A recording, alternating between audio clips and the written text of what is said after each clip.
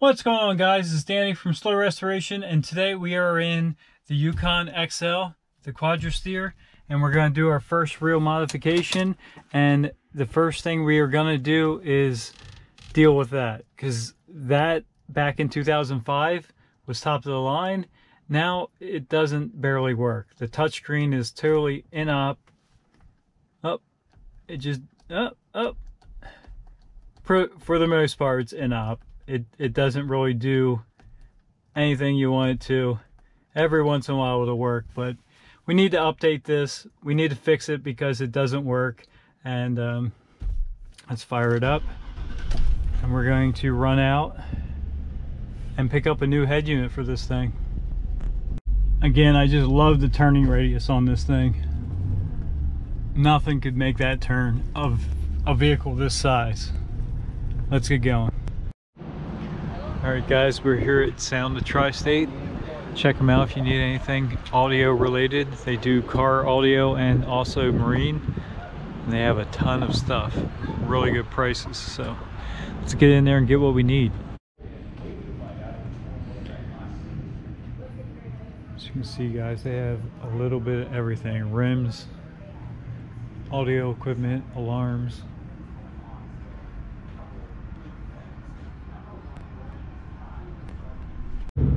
We got us a bag full here. Let's throw it in the Yukon, get home and get it installed. First step is obviously, well, we're going to tilt the wheel, but disassembly. So this bezel is really easy to take off. You just kind of pull it. I already got it broke loose, but it just pops out. You do have to take and move the shifter down, make sure it stays. And then once that's done, you can wiggle this out. Be careful, there are a couple of tabs on the back side here you don't want to break. Just be nice and careful when this pops out, and then you can get to the mounting for the old unit. On the way home, some of this actually, no, it's not working again. Some of this actually started working yesterday on the, it's just intermittent and you can never get it to do what you want it to do, but we got our new one, so we're definitely installing it now. Now the way, we can put it back in park now and turn our key off, and then we can tilt the wheel, do whatever we need to make more room. But as you can see, there's a bolt here and 2 bolts on this side, and we'll get this old unit pulled out of there and start the install. Fairly straightforward, simple. We will have to route some wires and stuff like that, but let's get this old one out and we'll go from there. Once we take those bolts out, we just kind of will pull. This thing will slide out and we'll get to the back side, get to the wiring. With this out, there's a plug here, a plug there, one there, and your antenna there. So 1, 2, 3, and then the antenna. I am gonna go ahead and install this dual USB port, and I'm hoping it fits. I'm pretty sure it's gonna fit in the stock location. We have a cigarette lighter here and a power port here, so I'm gonna pop one of these out. So again, this just clips in, so you grab a hold of that, pop the clips out, and this will pull out, and then you can get right to the back side. And like I said, hopefully that new port fits right in there, and then we'll be able to plug our USB cable, actually 2 of them, right in that spot and run our phones, charge them, and also be able to plug in to use Android Auto and audio and all that stuff. 2 clips, one on either side. This pops right out. We fish the new line through, or the new port with the extension on it, and it has a nut that goes on the back side. We'll tighten that up and it'll be a nice clean factory look when we're done there. That's going to be really nice, really handy. That was all relatively easy. Now comes the a little bit more challenging task of doing all the wiring. We did get this pack interface, radio replacement interface. It's the RP5 GM11, and it's supposed to keep all the factory features, including OnStar, steering wheel controls, and the rear entertainment. So now we need to follow directions, and it comes with this interface and a couple or actually a few different wiring harnesses. We need to make certain connections and graft them into the stereo harness. So we got quite a few connections to do here. Let's get these, let me get it figured out and I'll kind of walk you through it. By the way, I did use the Metra 95 2001. I guess that's 95 2001. It's since went way past there. I think it goes up to 94 to 2012. But this is the radio install kit, and we did get it installed on the new radio. I might have just said radiator. Definitely a radio. So it's pretty self-explanatory. It's got two sides, a right and a left side, 2 bolts on this side, 1 bolt on that side, and it has 2 side plates and a face plate, and you just bolt them, screw them right to the aftermarket radio.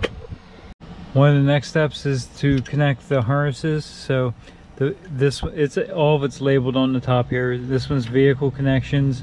And we do have the Bose stereo system in here, so that we have the amplified factory audio plugged in there. If we did not have, we had a non-amplified, of course we would plug it in on that side. We do have to make an adjustment, which we already did. Over here there's a dial, and you turn that to the setting. So we have a Pioneer stereo, so we ended up going to setting 7. Of course, I am using my solder connectors. They're so far working really good. I haven't had any issues with them. Again, it comes down to kind of technique about using them and getting the heat right. But so far, we've got most of the wires connected. We're going to keep going here and finish that up. I will put a link in the description for Amazon links for like this stuff and some of the I'm not sure if Amazon sells that stereo or not. We did get it at Sound of Tri-State. I do know Sound of Tri-State sells on Amazon, so if I can find a link for it, I will put that. I know the interface kit is definitely on Amazon and some of the other parts. Again, it just kind of helps out the channel if you go to those links and buy something off of it. It helps. So we're gonna keep rolling here, get this thing fired up, see how it works. Got all these wires hooked up now. It's pretty much just matching up colors, so like purple to purple, purple white to purple white, green to green, so on and so forth. There's a couple exceptions, like the yellow wires here. You have to join 2 yellow wires to 1, and same with the black, there's 2 to 1. Pretty much just following the directions. There is a chart here right here that tells you what colors the hook wear, and again, it's pretty much matching color to color. One exception of that is this, if you have OnStar and the OnStar and or you take a Bluetooth call, you want to cut this brown looped wire. So we're going to cut it and the outer part of it, so I'm assuming it's going to be towards the outer end of the connector. So we'll cut that, take the outer end, and we're going to connect it to the mute button from the stereo. So we'll get that connected, and that is different color. This one's, I think that's yellow and black, and this is of course brown. So that'll go together. The other end won't be connected to anything. This pink wire, they're calling it, looks orange to me, but they're calling it pink. Does not get connected because it's a vehicle speed input, and our stereo doesn't have that capability. And there was one more. Oh, there's a blue wire that is not used, and it actually says it's not used on this chart. So yeah, it just takes a little while to get all these connected and good connections. And let me get this last wire connected. We do have to run the wire for the microphone. We'll run it down. I usually run them down the inside of this pillar, down inside the dash, and we'll route it over and then bring it over into here so we can hook it up into the back of the stereo. And the only other thing we have to route is these wires, and they go up and connect to the back of the stereo too. This is our HDMI not HDMI, they're USB cables, and that's where we put our USB port in. We got all of our connections made. We have the stereo slid back in there just to test it before we put everything together finally. We'll fire it up here.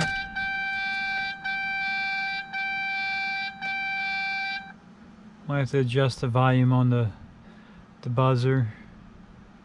It's loading up. Okay, fires up good. Everything seems to work.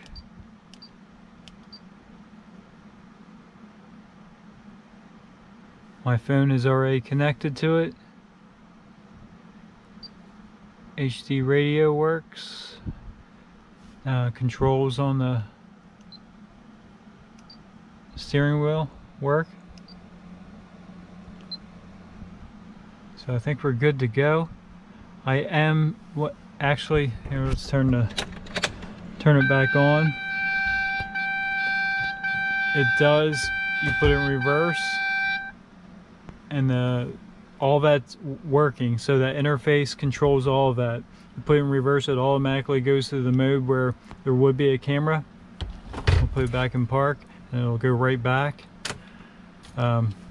That, and it automatically senses emergency brake too. There's certain functions you cannot do on here while you're driving, of course, like watch a movie off your phone or something.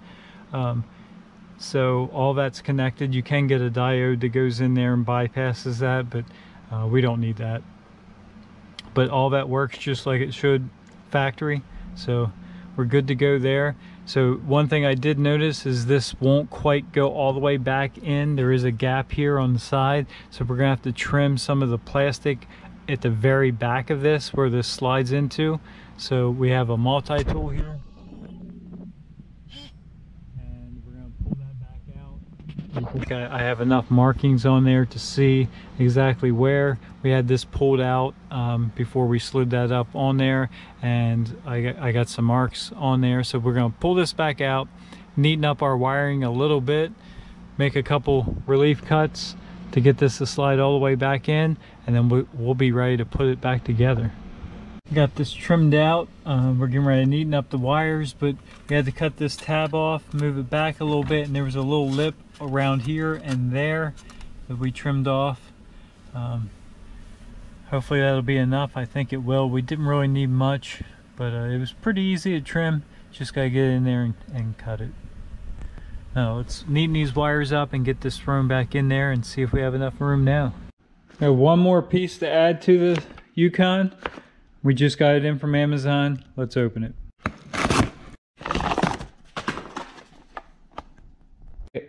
I meant to order it and I forgot, and it was too late, but I think I'm actually going to do a front camera too, because it has the capability for that. But anyway, this one is, here's the part number. I'll put it in the description. We'll see how it works. It's reasonably priced, and I think it's a license plate mount, so that'll work good. We'll run a wire up, hook it to the back of the unit, and see how this thing works. So unboxing this, it looks like I'm a lucky winner here. We'll throw that down there. Here's the camera itself.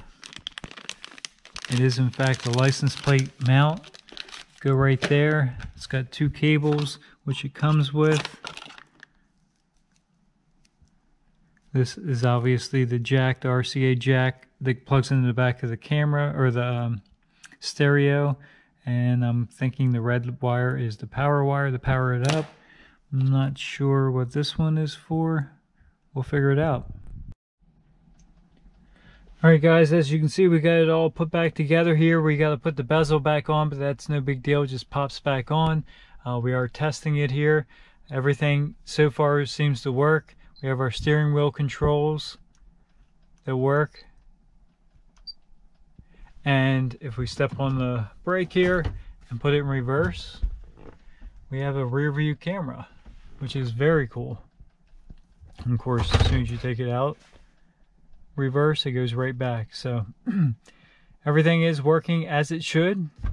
The reserve power, keys out, is still on. We open the door, everything shuts off just like it should. one thing, and this port I put in, the USB, USB port does work. Plug your phone in, Android Auto works as it should. So this is going to make this much more enjoyable to use on trips. One thing I will do, I still plan on doing actually, is putting a front-facing camera on too, because it has the output and they're cheap. I am going to do that, so I'm going to order that. One small issue I have with the rear view camera, it does have LEDs, so if we turn it on, put it in reverse, we're not running, so it's not going anywhere. So we're, obviously the camera's on, we jump out here, and we do have LEDs that light up to shine for the night vision part of it. I wanted to wire this so it was hot all the time and not just in reverse. That way I go into the menu and actually turn this camera on at any point while the car's running. But with these LEDs, there was no way to wire this camera to work and not have the LEDs on. So for now, it's fine. We just have it hooked up to the reverse. So as soon as we put it in reverse, it powers the camera on, but we're not able to turn that on like going down the road, which is really, honestly, no big deal. It was just kind of a nice feature to be able to do it. But later on, we may change that, and I'll just have to change one wire up front. As you can see us walking around back here, right through there. So anyway, guys, it's a big update for the Yukon here. Can't wait to get it out and enjoy it. We'll have XM satellite radio, which we did before, but now I can use my phone to do it, and not.